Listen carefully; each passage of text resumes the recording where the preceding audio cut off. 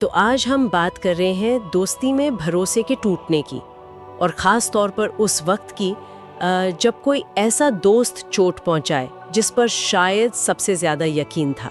हाँ, हमारे पास जो कहानी है, विश्वासघात, आखिरी दोस्त का धोखा, वो इसी मुश्किल एहसास को कुरेदती है। बिल्कुल। ये उस स्थिति की बात है जहाँ दर्द सिर्फ भावनात्मक चोट नहीं रहता, बल्कि भरोसे की पूरी बुनियाद हिल जाती है।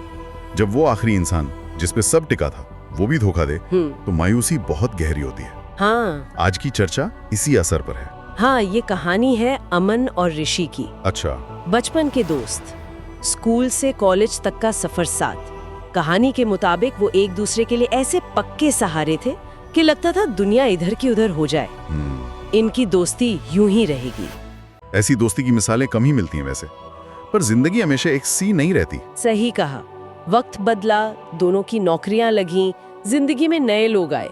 कहानी इशारा करती है कि ऋषि शायद थोड़ा ज्यादा, क्या कहते हैं, दुनियादार, महत्वाकांक्षी। हाँ, महत्वाकांक्षी होता गया, जबकि अमन अब भी दोस्ती को शायद सबसे ऊपर रखता था, थोड़ा जज्बाती किस्म का। और यहीं अक्सर रिश्तों की असल परीक्षा शुरू होती है ना? बिल्कुल। जब जिंदगी की प्राथमिकताएं बदलने लगती हैं, तो वो महत्वाकांक्षा और भावनात्मक जुड़ाव, इसमें संतुलन साधना मुश्किल हो जाता है। बिल्कुल। और कहानी में वो मोड़ आता है जब अमन अपना बड़ा सपना, अपना स्टार्टअप आइडिया पूरी शिद्दत और भरोसे के साथ ऋषि से साझा करता है, उसे पार्टनर भी बनाता है।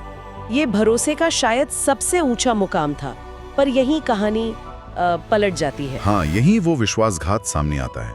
कहानी के अनुसार ऋषि ने वही आइडिया लेकर चुपचाप किसी और के साथ काम शुरू कर दिया। ओहो। ये सिर्फ बिजनेस की चाल नहीं लगती, ये सीधे सीधे उस नींव पर चोट है जिस पर सालों की दोस्ती टिकी थी। कहानी बताती है कि जब अमन को ये पता चला, उसे पहले तो यकीन ही नहीं हुआ। हाँ, शौक लगा होगा। उसका पहला ख्याल था, ये मेरा ऋषि नहीं हो सकता। ये इनकार उस गहरे सदमे को दिखाता है ना? बिल्कुल। और ये कहानी का अहम हिस्सा है। ये सिर्फ एक घटना नहीं, ये इस बात का चित्रण है कि जब भरोसा टूटता है तो इंसान अंदर तक कैसे हिल जाता है। ये दोस्ती को महज यादों में बदल देता है और भरोसे को एक सौदे की चीज बना देता है। यहाँ पर एक सवाल उभरता है जो शायद कहानी का निचोड़ भी है।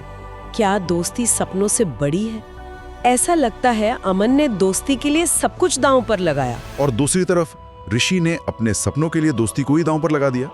ये विरोधाभास ही शायद इस कहानी का सबसे कड़वा सच है। सही। और ये दिखाता है कि लोगों के लिए रिश्तों के मायने कितने अलग हो सकते हैं। कहानी आज के दौर पर भी एक तरह की टिप्पणी करती है जिसे वो कलयुग कहती है। हाँ, एक ऐसा जमाना जहाँ शायद ऊपर रखा जाता है। हाँ, इसमें कहा गया है कि सच्ची दोस्ती मिलना बहुत मुश्किल है, क्योंकि लोग अक्सर रिश्तों में भी हिसाब किताब रखने लगते हैं। और जब दोस्ती लेन देन या फायदे पर टिक जाए, तो जैसा कहानी कहती है, वो रिश्ता नहीं रहता, एक जाल बन जाता है। हाँ, एक जाल बन जाता है। और उस आखिरी दोस्त के धोखे के बाद इंसान सिर्फ अकेला नहीं महसूस करता, वो अंदर से जैसे खाली हो जाता है।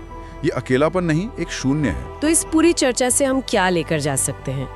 एक सबक तो साफ है, हर करीबी दिखने वाला चेहरा दोस्त हो ये जरूरी नहीं। सही बात है। और हर वादा निभाया ही जाए ये भी पक्का नहीं। बिल्कुल। और अंत में कहानी ये भी बताती है कि अमन ने जीना सीख लिया, उस दोस्ती की कड़वी याद के साथ नहीं, बल्कि उससे मिले सबक के साथ। ये जरूरी है। और यही शायद सबसे जरूरी है।